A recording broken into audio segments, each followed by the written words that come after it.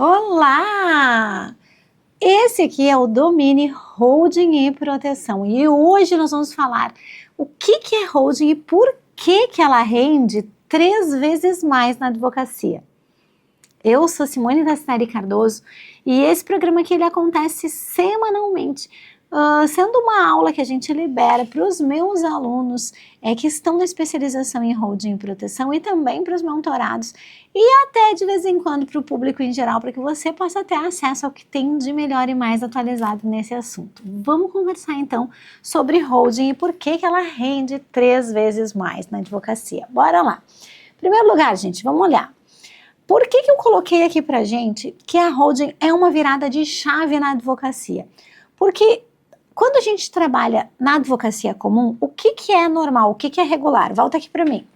Normalmente a gente tem um processo ou o cliente te contrata para uma demanda determinada, então uma demanda X, e esse processo vai tramitando judicialmente, etc e tal.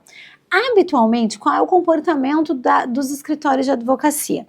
O cliente entra em contato, o advogado faz o atendimento desse cliente, coleta a documentação para enviar uma proposta para esse cliente. Até aqui o cliente não fez nenhum tipo de investimento. Até aqui o advogado está fazendo investimento de tempo, investimento de trabalho, até mesmo analisando documentação aqui do cliente para poder pedir então para poder enviar a tal da proposta. Beleza. E por que a holding é uma virada de chave? Porque depois do cliente ser contratado pelo advogado, o processo entra num espaço que o tempo não pertence mais à advocacia. Quando eu advogo dentro do Poder Judiciário na advocacia comum, o tempo pertence ao Poder Judiciário. E quando o tempo pertence ao Poder Judiciário, nós podemos levar 1 ano para fazer as coisas, 2 anos para receber aquilo que precisamos, 3 anos para receber aquilo que precisamos, ou na média do Conselho Nacional de Justiça, 7 anos para receber isso. Então pensa aqui comigo, se você tem um contrato que recebe um valor inicial, um valor de aporte aqui, e esse valor de aporte vai ser complementado quando o processo terminar, se o processo demorar 3 anos, vai ser esses honorários e mais o que vai receber no final, dividido por 3 anos. Se o processo demorar 6, portanto 3 e 3, você vai ter o mesmo valor dividido por 6. E se o processo de repente demora 9 anos, você recebe o mesmo dividido em 9 anos. Então, acaba que aquilo que acontece neste universo aqui, que é o universo judicial, que a gente não controla, que diz respeito ao processamento do Poder Judiciário, a natureza daquilo que se processa no Poder Judiciário, isto aqui não depende da advocacia. Isto aqui condiciona os nossos honorários, mas não depende de nós. A agenda é do juiz, como costumamos falar. E aí, gente, olhar para a holding como uma estratégia, como um instrumento de mudança disso, é uma virada de chave na advocacia. E agora eu vou explicar para vocês como é que funciona. Primeiro, vamos contextualizar ali. O que é holding, gente? Holding, ela na verdade não é um conceito jurídico, certo?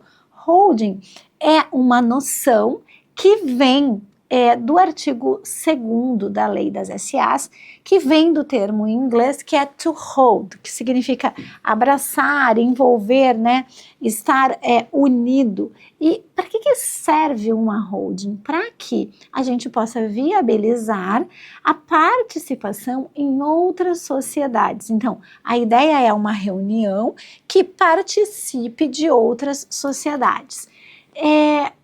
A holding mais tradicional é a holding de participações, que é de onde ela foi criada, é a origem. Eu vou explicar isso aí, calma lá. E a holding pode se estruturar de vários jeitos. E aí, o que a gente vai olhar nessa aula de hoje aqui? Primeiro, o que é a holding? Depois, por que acaba sendo vantagem sair do Poder Judiciário? Por que é vantagem entrar nessa advocacia de excelência, nessa advocacia em que a pessoa se destaca? Vamos olhar para os tipos de holding, vamos olhar para os benefícios e para as aplicações dessas holdings e vamos olhar para o nosso papel como estrategista disso, para o nosso papel da advocacia como alguém que faz a operação disso aqui. E aí a gente vai dar uma olhada em como é que a gente começa então. Então bora lá conversar. O que é uma holding e qual é a base legal que a gente tem para as holdings? Holding é uma sociedade criada para deter participações societárias em outras empresas, ativos imobiliários diretos, funcionando como um instrumento central ou de centralização dessa organização, proteção e planejamento. A holding, então, ela serve para controlar os bens do cliente, para que o cliente que tenha bens pulverizados tenha a sensação de controle, para proteger o patrimônio desse cliente contra riscos indesejáveis, para estruturar uma sucessão do legado de um jeito que não pare com a operação empresarial quando acontece o falecimento ou então acontece uma situação de incapacidade de um gestor, por exemplo, e uma redução de uma carga tributária que hoje voltou a ser extremamente vantajosa.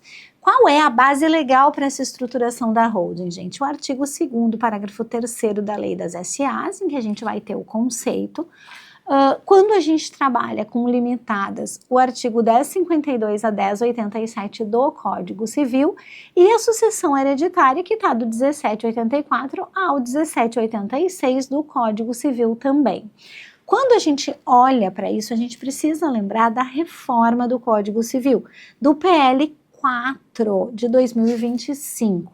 Por que a gente olha para isso? Eu recentemente, gente, fiz um curso de planejamento patrimonial sucessório e holding pós-reformas, porque muito daquilo que a gente tinha antes de 2026 vai precisar ser revisado.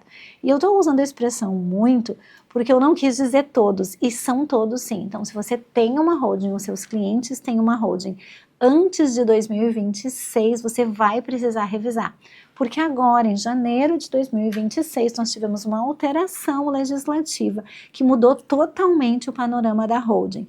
E assim que tivermos a alteração do projeto de reforma do Código Civil, a gente vai ter a alteração de novo em toda essa estruturação. E por que eu fiz esse curso antes que vocês me perguntem? Porque os meus alunos da especialização, eles queriam algo direto ao ponto, eles queriam algo que fosse ali específico para estas reformas. E aí o que eu fiz? Eu já antecipei as reformas do Código Civil e fiz todo o ajuste da reforma tributária. E é um curso pequeno, então é um curso direto ao ponto ali. Então, quando eu falo desses fundamentos legais, a gente volta lá para os fundamentos legais, tenha consciência de que esses fundamentos legais em breve vão ser alterados. E aí, se você já está com acesso a esse curso, já está recebendo isso já atualizado, tá bem? Então, essa aqui é a estrutura de uma holding. Aí, Simone, por que a holding virou, então, uma grande vantagem agora? E como que eu faço para comunicar isso para o meu cliente? Olhem aqui para mim. Deixa eu só pedir para o pessoal da técnica se me ajuda a trazer um coisinho para eu limpar, porque eu não trouxe meu apagador, não sei onde é que tá. Hoje, né, nós estamos com uma situação que nós tivemos uma mudança significativa relacionada à distribuição de lucros. A distribuição de lucros, ela tem, quando a gente passa de um CNPJ para um CPF, uma retenção de 10% acima de 50 mil reais. E essa retenção de 10%, ela vai acontecer no mês subsequente ao que acontecer a distribuição. Então, a holding, quem era prima pobre, que todo mundo ficou pensando se ia parar, muito obrigada, se ia parar de funcionar e que o mercado, então, não estaria mais funcionando tão bem para ela, voltou a ser um fator de atração gigante. Por quê? A gente olha para os bens do cliente, então, por exemplo, olha para o cliente que tem lá 4 imóveis no CPF e vê que esses 4 imóveis no CPF vão ser contribuintes agora de IBS e CBS. Ah, Simone, mas o que é IBS e CBS? São novos tributos que vieram pelo IVA diluído. Então, para a pessoa física não vai mais valer a pena deixar os imóveis na pessoa física. Então, essa pessoa vai ter a tendência de ter de fazer um CNPJ para ela. E isso é uma baita vantagem. Então, a gente vai montar um CNPJ para administrar os imóveis desta pessoa. É uma pessoa comum, ela só tem 4 imóveis, ela não quer uma grande estrutura. Toda vez que ela for fazer distribuição de lucros que forem acima de 50 mil reais por mês para o CPF, então que o dinheiro entra dentro do CPF dela, a gente vai ter a retenção destes 10%. Ah, então isso aí é um problema, porque se eu for distribuir 50, eu na verdade vou ficar com 45 e 5 está sendo antecipado lá numa retenção de imposto. Exatamente. Por que a holding voltou a ser uma boa estratégia? Porque ao lado desse CNPJ aqui, que é o CNPJ operacional, a gente passa a ter a possibilidade de lidar com um CNPJ, um CNPJ de participações. E junto dele, a gente tem uma sociedade patrimonial. E aí, quando a gente faz repasses de valores para as de participação e para a de patrimônio, a gente não tem esses 10%, a gente elimina esses 10% aqui de retenção. Então, o cliente sabe que isso é vantagem, o cliente está vendo a vantagem ali na frente dele. Por isso que está sendo comum que os clientes entrem em contato com seus advogados, e isso está em vigor agora, enquanto você está assistindo esse vídeo, já está em vigor, porque isso veio vagarosamente com a reforma tributária e entrou em vigor, e aí agora é assim que é. E aí vocês vão perguntar, tá bem, Simone, mas eu ainda tenho atuação no judiciário, eu ainda estou na advocacia comum, eu ainda não fiz a migração, eu não fiz a travessia para a advocacia de excelência, para a advocacia leve, eu estou nesse processo. O que a gente tem de realidade hoje no país? 32 milhões de processos novos por ano. A gente tem o maior acervo processual do mundo, gente, então não tem muito como dar certo. É óbvio que os processos demoram, é óbvio que vai demorar para julgar, porque com 32 milhões de processos novos, a gente tem uma enxurrada de processos, não tem como dar conta disso. A duração média de uma ação, gente, é 9 anos. Embora o CNJ tenha dito que nas varas de família é de 7 anos, um processo regular leva 9 anos para acontecer. Então, se o advogado cobra 90 mil reais e o processo leva 9 anos, ele recebe durante esse tempo todo que ele teve que cuidar desse processo menos de R$ 1.000 por mês. Por quê? 9 anos, 90 mil reais dá 10 mil reais por ano. 10 mil reais por ano dividido nos 12 meses, quanto que essa pessoa recebe? Menos de R$ 1.000. E aí a pergunta que eu faço para vocês, será que você faria isso por R$ 700 por mês? Será que você suportaria atender esses clientes, estar com essas pessoas que eventualmente são exageradas, pesadas, exigentes, por R$ 700 por mês?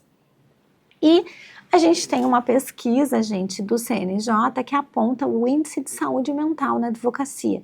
E 87% dos advogados relatam burnout.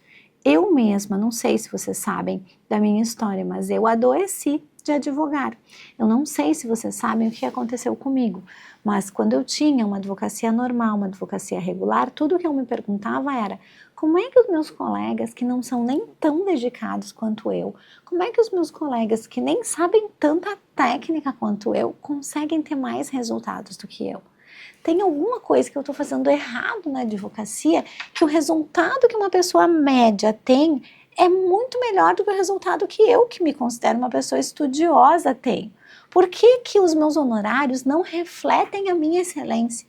Por que que os meus honorários não são reflexo daquilo que eu sei, o que eu me dedico para o processo? E aí eu tinha uma advocacia normal, eu fazia lá no meu escritório processos regulares normais, esses que costumam demorar até 9 anos, até que eu recebi um diagnóstico de uma doença autoimune, gente. E eu costumo dizer que eu quase morri de advogar, porque é verdade. Essa doença autoimune me levou a ter que fazer uma rádio e ficar 4 dias em isolamento no hospital. E aí esse tempo desse isolamento me deixou muito reflexiva e pensativa, porque será que a vida é isso? Será que a vida é assim? A gente nessa luta e aí não tendo o resultado que a gente quer? E eu fiz esse tratamento porque eu queria muito ser mãe. E eu não podia engravidar se eu continuasse com a doença, então eu precisava eliminar a doença para conseguir engravidar. E aí eu não sei se vocês me acompanham lá na outra rede, mas eu tenho um filho, meu filho hoje tem 9 anos. E essa é uma coisa muito importante da gente saber, onde que a advocacia comum leva a gente a uma completa exaustão, leva a gente a não ter previsibilidade de nada e cá entre nós, uma petição mediana, pífia e uma petição extremamente bem feita acabam tendo um resultado muito similar nesse espaço. E aí pensar sobre isso me fez desenvolver esse método, que é o método da advocacia leve, que é o método da excelência, que viabiliza que muitos e muitos advogados façam essa transição de uma advocacia comum para uma advocacia com excelência. E todo mundo me pergunta assim, Simone, mas como é que os teus alunos conseguem ter resultado? Como é que um aluno de uma especialização, porque as outras especializações que a gente faz é tudo teórica, como é que um aluno da especialização consegue ter resultado? E aí eu vou mostrar para vocês como é que os alunos conseguem ter esse resultado, então vamos continuar lá. Se 87% dos advogados relatam a existência de burnout, né, relatam que não estão dando conta dessa advocacia comum, como é que a gente consegue, só mudando o método, fazer ali de 3 a 5 vezes mais? Como é que eu consigo fazer até 5 vezes mais, gente? Como é que isso acontece, né? Então, deixei uma frase ali, o advogado que domina a estruturação de holdings não litiga por necessidade, ele é chamado pela excelência. Você deixa de correr atrás dos processos e passa a ser procurado por empresários e por pessoas físicas agora que vão precisar de inteligência jurídica. É uma advocacia preventiva de altíssima complexidade, com honorários premium e impacto real na vida do cliente. Então, quando eu digo que ela gera 3 vezes mais, são 3 vezes mais honorários, mas também 3 vezes mais soluções para o cliente. Quando eu falo em 5 vezes mais honorários, eu falo em 5 vezes mais honorários e 5 vezes mais solução de verdade para o cliente. Porque 9 anos litigando não é solução para ninguém. Tá bem, Simone, mas como é que tu faz isso? Como é que os alunos da especialização têm acesso a isso? Então, deixa eu mostrar para vocês como é que funciona. A gente não tem aquele atendimento do jeito regular, do jeito comum que os advogados costumam fazer. A gente atende em fases, mas não são quaisquer fases. São fases pesquisadas e desenvolvidas para que o cliente tenha um melhor resultado. É por isso que dá certo. Eu reparei na minha advocacia com planejamento sucessório e holding que muitos clientes queriam ou diziam que queriam as soluções, mas chegava na hora H, eles não conseguiam fazer. Ou então eles se comprometiam comigo, até faziam o pagamento dos honorários, só que por algum motivo deles não conseguiam fazer. Por exemplo, ficavam me devendo a certidão de casamento de um filho. Ou então a filha divorciava e aí por conta do divórcio o marido já não pertencia mais e aí tinha que mudar tudo. Então eu ficava nessa advocacia indo e voltando com o cliente. E eu percebi que esses casos que iam e voltavam, eu percebi isso num leito hospitalar, porque eu levei 3 anos para entregar uma holding que eu já tinha cobrado honorários, gente, era R$500 mil na época, tá? Eu comprei um apartamento com isso. Eu tinha cobrado honorários caros, e eu sei que na realidade do Brasil são honorários caros, e eu levei 3 anos para conseguir que a família assinasse o tal do contrato social. Por quê? Porque a gente teve o falecimento da avó, depois a gente teve um filho que teve leucemia e precisou passar por uma gama gigante de tratamentos, e aí, gente, o planejador, né, era um casal de planejadores, ele teve uma intercorrência que foi levada à internação hospitalar. E aí eu me lembro que ele me ligou, ele estava sendo transportado e me ligou, doutora, a senhora precisa ir no hospital para eu assinar esse contrato hoje. Então olha só, gente, o homem passando mal, mandando uma mensagem para eu pegar. Então, nesse leito hospitalar, eu me dei conta que o jeito comum de advogar não estava sendo vantagem nem para o cliente, nem para mim. E olha que eu tinha já recebido os meus honorários, eu podia ficar bem faceira, não tem nada a ver com isso, já recebi meus honorários, se o cliente não quiser fazer, o problema é dele. Mas quem é resolutivo na advocacia, quem gosta de trazer resultado para o cliente, quem precisa que o cliente seja atendido e quem é excelente, não aceita uma atuação como essa. Como é que eu vou receber um dinheiro e não vou fazer aquilo que estava no plano da pessoa? A gente quer entregar alguma coisa de excelência para as famílias. Então, esse caso paradigmático me fez perceber que eu precisava mudar o jeito. E aí, o que eu percebi nesse lugar? Existem estímulos a serem feitos para os clientes para que eles se movimentem no processo. Então, o jeito melhor de fazer é ter um método. E como é que é o meu método? A gente tem uma divisão em 4 fases. 1, 2, 3, 4 fases. E depois a gente tem a execução, porque outra coisa que eu percebi é que alguns clientes já têm os seus contadores de confiança e já tendo seus contadores de confiança, estão organizados para isso acontecer. Aí vocês vão me perguntar assim, olha, Simone, por que isso aqui funciona e como que funciona? A primeira fase, gente, é a fase da análise de diagnóstico e é uma fase que você entrega para o cliente um diagnóstico com todos os riscos que ele está correndo. E a gente tem risco de quê aqui, gente? Risco de união estável, risco de falecimento, risco de incapacidade. Os contratos, às vezes, não têm as cláusulas que precisam. Então, a gente tem riscos grandes aqui.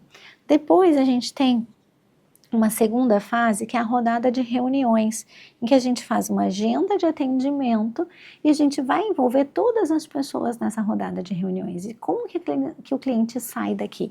Sai com um agendamento de todos os dias que essas reuniões vão acontecer e dos combinados dessa reunião, porque aqui a gente parametriza o plano do planejamento. Depois a gente tem uma fase 3, que é a fase dos extras. Essa fase dos extras, eventualmente, algumas famílias nem passam. E essa fase dos extras é uma fase de regularização de um portfólio que não foi feito pelo cliente. A gente tem ali um formal de partilha que não foi registrado. A gente tem uma lista de bens que está irregular. A gente tem uma união estável. E tudo isso faz parte do trabalho, mas não é o planejamento, vocês entendem? São medidas que são extras.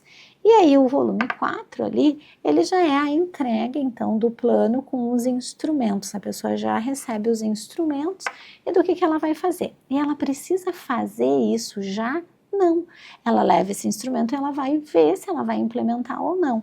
E aí depois a gente tem a fase da execução, que aí a gente vai ter levar para a junta comercial, integralizar os bens, não precisa ser no mesmo momento, pode ser dali 3 anos ou pode passar 2 anos integralizando. Simone, por que é 3 vezes mais? Porque cada uma dessas fases, elas são precificadas, ela é precificada autonomamente. E por que é 3 vezes mais para o cliente? Porque ele recebe os entregáveis em cada uma dessas fases. Esse cliente recebe aquilo que ele veio buscar em cada uma das fases. E acaba sendo mais remuneração, porque R$500 mil, por exemplo, para pegar aquele exemplo lá, em 3 anos, foi e voltou muito trabalho escondido da advocacia, foi e voltou muito trabalho escondido do advogado, no caso eu, porque eu fiz o plano, voltei no plano, fiz o plano, voltei no plano, morreu, divorciou a filha, eu fiz o divórcio da filha, aí voltou, então assim, eu fiquei 3 anos para conseguir estruturar a execução da holding. E se nós tivéssemos feito em fases assim, nessa rodada de reuniões aqui, a gente teria um pedacinho, que era o pedacinho da filha. E aí, quando a filha fez o divórcio, que era um extra, a gente só mexeria nisso aqui. E aí, lá no final, a execução estaria feita muito rápido. Então, o cliente receberia o valor muito cedo. E aí, gente, a gente está falando de um patrimônio que naquela época era 10 milhões de reais. Então não era um patrimônio gigante, mas era um patrimônio significativo para um empresário de pequeno porte, um cara que fazia um serviço intelectual, ele estava ali. Então era um patrimônio pequeno para os grandes empresários que se costuma atender. E por que esse patrimônio pequeno de 10 milhões de reais teve impacto? Porque nós conseguimos economizar quase 3 milhões de reais só com a estrutura que a gente fez.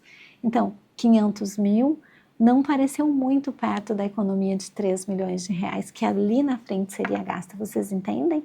E, cá entre nós, qual processo judicial te dá 500 mil reais assim, rapidamente, né? Ou até mesmo em 3 anos? Quase nenhum. Então, é por isso que rende 3 vezes mais. Quais são os tipos de holding, então, que a gente tem? A holding familiar, que tem o objetivo de proteção e de sucessão. A gente tem uma gestão unificada do patrimônio. A gente tenta aqui evitar o inventário ou tirar a complexidade do inventário e eliminar a briga entre os herdeiros. A gente pode ter as cláusulas de incomunicabilidade, cláusulas protetivas, e é ideal para famílias que tenham imóveis, fazendas ou então participações em outras empresas. A gente tem a chamada holding patrimonial, que é aquela holding que os clientes tentam blindar os ativos, e aqui vocês já sabem que não existe blindagem patrimonial e não existe isso, mas a ideia é levar os ativos para ter uma camada de proteção, separando os bens pessoais dos empresariais.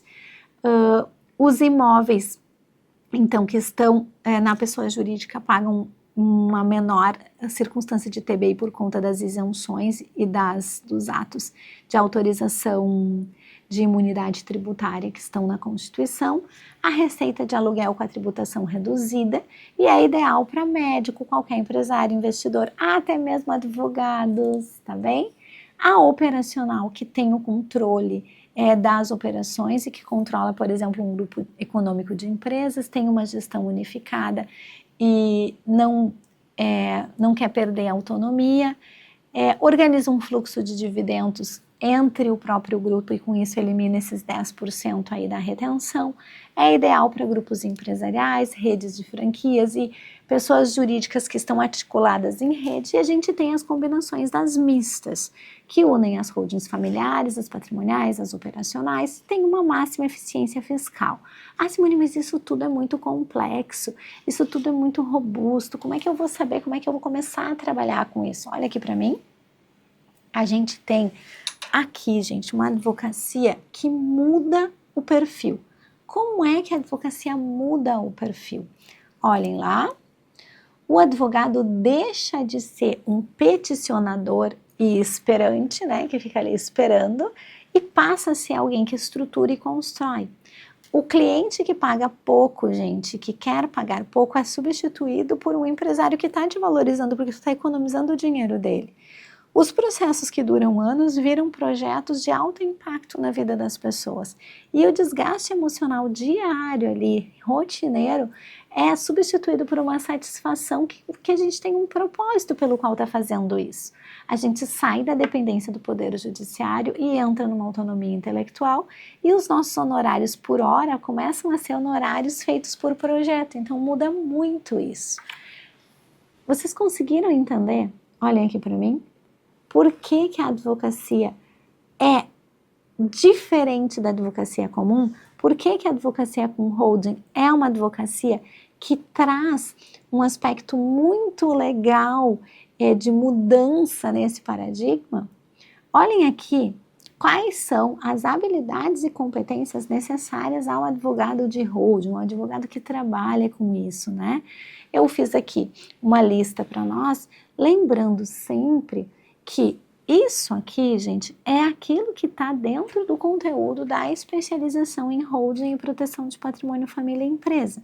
E aí, dentro da especialização, também tem o mapa de vendas, porque essa ideia de dividir em fases que a gente tem aqui, ó, ela não acontece sem que o advogado consiga fechar esses contratos. Então, faz parte da pós a gente ter um painel de progresso para o especialista e ter também, gente, um mapa de vendas Como é que o advogado faz para conseguir fechar efetivamente esses contratos?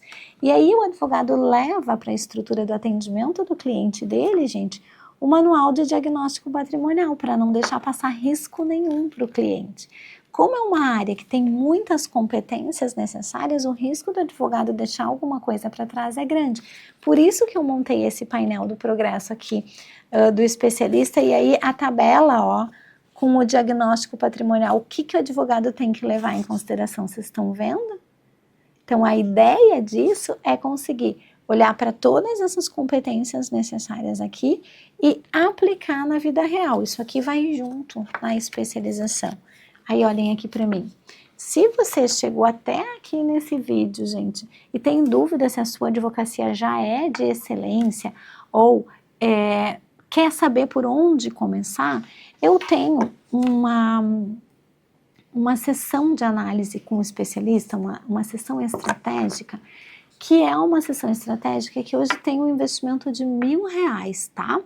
E aí, somente para quem está inscrito nessa plataforma aqui, chegou até aqui, você consegue acessar esse diagnóstico com o especialista, essa sessão estratégica, sem ter custo nenhum. Só que aí o que você vai ter que fazer? Você vai ter que baixar o conteúdo dessa aula aqui e dizer que você quer agendar a sessão. E aí, gente, eu vou dizer, entra na sessão, porque tem gente que agenda a sessão estratégica e perde a oportunidade de conseguir multiplicar por 5 o seu faturamento. E aí, com isso, a gente encerra, olha aqui. O que a gente tem para começar, né? Qual é o roteiro prático? A formação técnica, a excelência técnica e a multidisciplinariedade que a gente vai ter com especialização, até mesmo na mentoria, a gente já começa com isso já resolvido.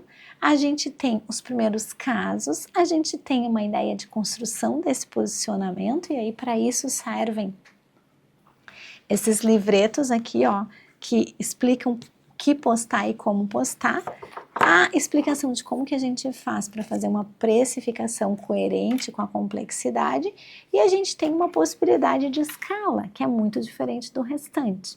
Eu espero, olhem aqui para mim, que vocês façam uso dessa facilidade que eu viabilizei para vocês, e eu não sei por quanto tempo que essa sessão estratégica vai estar disponível de forma gratuita, então se no momento que vocês estiverem assistindo esse vídeo você não tiver acesso gratuito, é porque eu tinha poucas vagas para que isso pudesse acontecer e aí foram preenchidas, tá bem? Vejo vocês no próximo domínio.